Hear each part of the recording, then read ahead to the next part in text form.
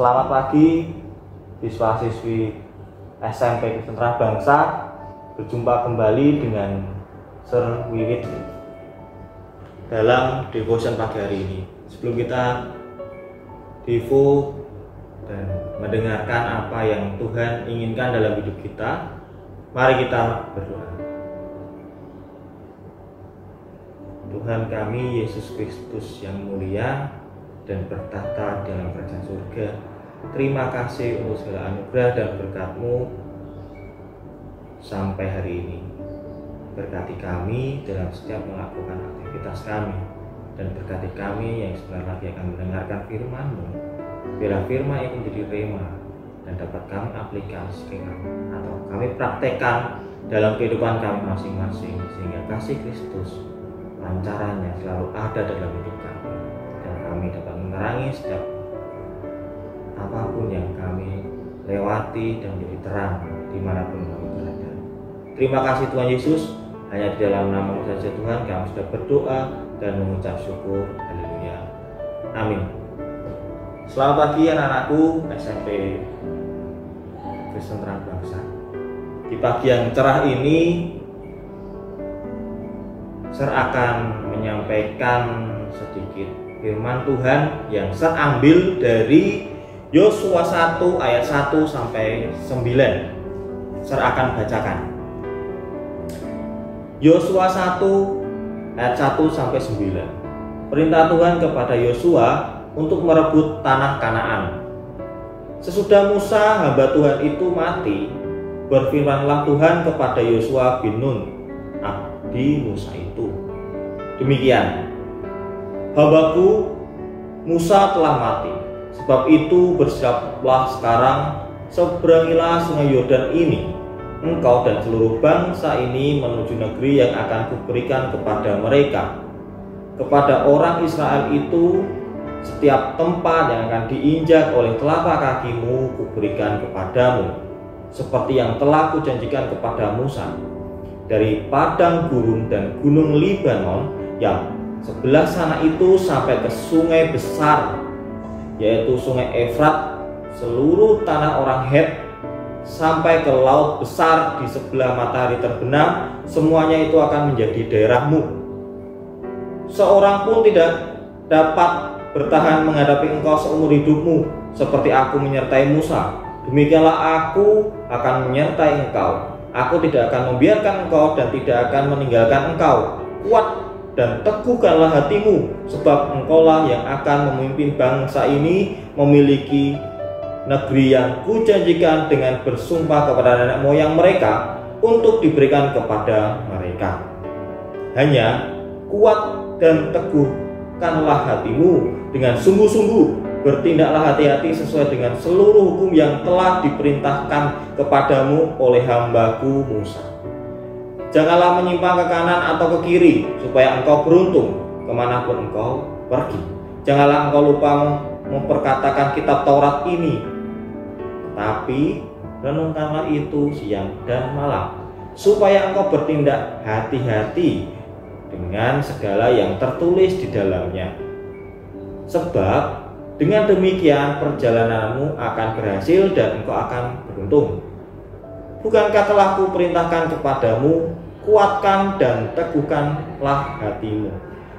Janganlah kecut dan tawar hati, sebab Tuhan Allahmu menyertai engkau kemanapun engkau pergi. Dari ayat ini Sir akan mengulangi satu ayat di Yosua 1 ayat 9. Bukankah telah kuperintahkan kepadamu, kuatkan dan teguhkanlah hatimu. Janganlah kecut dan tawar hati, sebab Tuhan Allahmu menyertai engkau kemanapun engkau pergi. Amin. Ya, kita sudah tahu bahwa Yosua itu adalah penerus dari Musa. Nah,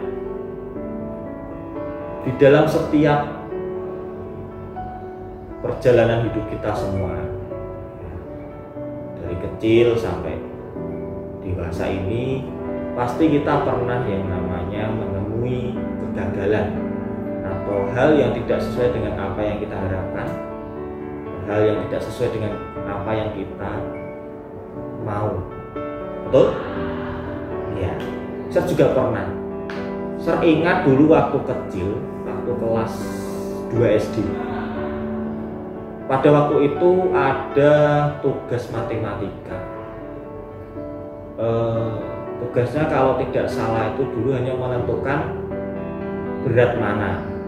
Saya benda A segini, benda B segini, berat mana.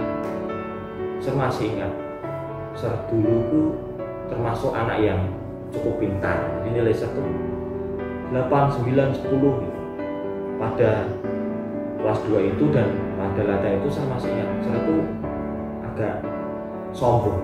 Wah, soal seperti ini ya gampang toh, mudah. Ini dengan ini ya jelas berat inilah, berat itulah. Saya dengan sombongnya menulis semua jawaban itu. Ada 10 soal. Akhirnya saat dicocokkan oleh guru saya dulu, saya kaget dan sangat malu. Apa terjadi? Jawaban saya salah semua, gagal. Apa yang saya pikirkan, apa saya mau pengen dapat nilai sempurna lah, masa soal seperti itu tidak bisa. Tapi nyatanya gagal. Yang saya dapat apa? Malu dan teguran dari guru. Tapi dari situ saya belajar dan akhirnya di latihan selanjutnya saya bisa memperbaiki dan dapat nilai yang bagus. Nah, itu adalah contoh kecil dalam kehidupan saya. Ya, kalian pun sama pasti pernah yang menemui yang namanya kegagalan. Ya, mungkin saat ulangan sudah belajar, materi sudah dibaca semua, gitu. Soal-soal sudah dilatih, sudah yakin saat ulangan dan dikerjakan, tiba-tiba wah ini pasti dapat nih 90, tiba-tiba saat dibandingkan cuma dapat KKM, mungkin lebih sedikit, yang lebih parah di bawah KKM, gagal. Tapi dari kegagalan itu apa yang akan kalian pelajari? Apa kalian ingin menyerah atau berusaha lebih lagi untuk bisa mencapai hasil yang lebih baik dan tidak memulai kegagalan? Itu pilihan kalian. Judul renungan pagi ini berjudul Jangan mudah menyerah, yang saya ambil dari Yosua 1 ayat 9. Dikatakan bahwa yang memerintahkan itu Tuhan, bahwa kita itu harus kuat dan teguh hati. Jadi tidak mudah menyerah. Apapun yang terjadi dalam hidup kita tidak mudah menyerah. Gagal coba lagi, gagal coba lagi. Introspeksi, belajar kepada yang bisa, berdoa, usaha. Saya yakin kalian pasti akan menemui sebuah keberhasilan. Ya. Mindset kalian harus diubah. Gagal lah ya sudah lah, memang saya tidak bisa, memang saya kurang bisa bagian ini. Tidak, kalian harus berusaha lagi dan berusaha. Kalian kalau di rumah punya lampu tuh punya ya. Nah, kalian pernah baca cerita siapa yang menemukan lampu itu? Siapa? Ya, betul, Thomas Alva Edison. Di sekitar tahun 1879 ada seorang ilmuwan yang bernama Thomas Alva Edison itu membuat lampu pijar yang sampai sekarang penemuannya itu menjadi sebuah penemuan yang luar biasa bagi umat manusia. Karena apa? Bisa menerangi dalam kegelapan. Coba waktu itu tidak ada Thomas Alva Edison atau ada Thomas Alva Edison tapi tidak mau membuat percobaan lampu pijar, gelap sampai sekarang. Tapi Thomas Alva Edison dengan kegigihannya dia mau mengulang kegagalan. Berapa kali sih kalau kalian tahu? Berapa? 5? 100? Hampir. 500. Thomas Alva Edison ya mengulang penemuannya ini kurang lebih hampir 900, penemuan ke 1000 kali. Coba kalau Thomas Alva Edison berhenti pada percobaan ke 700 atau 815 atau mungkin 992, lampu itu tidak akan ada sama sekali. Tapi karena kegagalan yang beratus kali dalam percobaan itu, Thomas Alva Edison itu tetap kuat hatinya, tetap teguh, tidak kecut dan tawar hati, tapi selalu mencoba. Semua alatnya si Thomas Alva Edison ini ya, kalau dikumpulkan mungkin dari percobaan 1 sampai ke percobaan ke 900 berapa atau mungkin ke 1000 ya, mungkin bisa dibangun rumah tingkat alatnya. Tapi si Thomas ini berhasil menemukan lampu pijar dan sekarang menjadi sebuah penemuan yang luar biasa. Tuhan memberkati Thomas ini dengan kecerdasan, keuletan, kegigihan, pantang menyerah sesuai tema kita hari ini. Jangan mudah menyerah ya. Gagal coba terus. Dan akhirnya si Thomas ini bisa menemukan lampu pijar dan hidup kita sekarang menjadi terang ya. Jam malam ada lampu ya, ada lampu di pinggir jalan, di rumah ya, di taman ya. Itu sebuah bentuk kegigihan. Karena apa? Sebenarnya kita diberikan Tuhan untuk kemampuan yang luar biasa ya. Maksimalkan kemampuan itu ya. Jangan hanya kemampuan itu dipendam atau mungkin dicoba sekali gagal selesai, jangan. Tapi kemampuan yang ada dalam diri kalian harus dimaksimalkan. Ya, nyasar saya itu lemah dalam hitung-hitungan. Dari dulu tuh saya sudah belajar. Coba terus, diingat terus, dilatih terus. Saya yakin kalian akan bisa. Saya itu hafalannya lemah.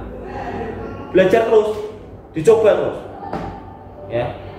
Tuhan tuh memberikan kalian kemampuan tuh luar biasa, sangat luar biasa. Di dalam Roma 8 ayat 13 dikatakan bahwa tetapi dalam semuanya itu kita lebih dari orang-orang yang menang oleh Dia yang telah mengasihi kita. Ingat, di dalam diri kita ini tersimpan seorang yang lebih dari pemenang jika kita mengaitkan ke dalam dirinya, itu ke dalam Tuhan. Jadi kemampuan yang kalian miliki itu saya yakin tuh sangat luar biasa. Tinggal kalian mau nggak mengembangkan kemampuan itu menjadi sebuah kemampuan yang maksimal ya. Jangan hanya mencoba sebuah hal itu sekali dua kali. Ini yang positif ya. Yang negatif tidak usah dilakukan. Yang positif, kalau gagal sekali lakukan lagi, gagal sekali lakukan lagi. Saya dulu pernah punya murid, yaitu orangnya gigih, pinter dalam puisi. Ya, saya bimbing anak ini berkali-kali ikut lomba dan gagal, tidak pernah juara. Tapi kemauan dan kegigihannya itu tidak berhenti sampai di situ. Dia mau belajar lagi, bahkan dia mau belajar sendiri, dan akhirnya dia berhasil masuk final sebuah kompetisi. Dia tidak mudah menyerah. Murid saya ini tidak mudah menyerah. Dia mau belajar dan belajar. Akhirnya kemampuannya dimaksimal dan pada suatu perlombaan dia masuk final. Memang belum juara lagi, tapi minimal dia sudah sangat berusaha dan hasil yang dicapai tidak akan mengkhianati usaha. Sama seperti kalian, ya. Sebentar lagi kalian akan PAS. Ya, betul. Nah, belajar mulai sekarang, ya. yang kemarin karena ulangannya masih kurang, ditingkatkan. Ya. Tidak paham, tanya temennya yang lebih paham. Tidak paham lagi, coba kerja kelompok. Oh, udah boleh ya, karena pandemi ya. Tanya guru, ya. Ke sekolah ini janjian, yang penting jaga jarak, tetap memperhatikan protokol kesehatan, pakai masker, jaga jarak, cuci tangan, penting. Ya, ingat sebentar lagi PAS, kalian harus lebih giat belajar lagi, dan saya yakin jika kalian giat belajar, kalian pasti mendapat nilai yang maksimal.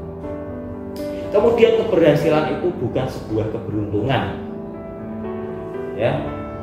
Keberhasilan itu bukan sebuah keberuntungan, karena keberhasilan itu adalah proses kalian dalam melakukan suatu hal yang secara terus menerus dan tidak mudah menyerah. Ya toh? Orang yang tahan banting, tidak mudah menyerah adalah calon orang yang sukses. Kalian mau jadi orang yang sukses?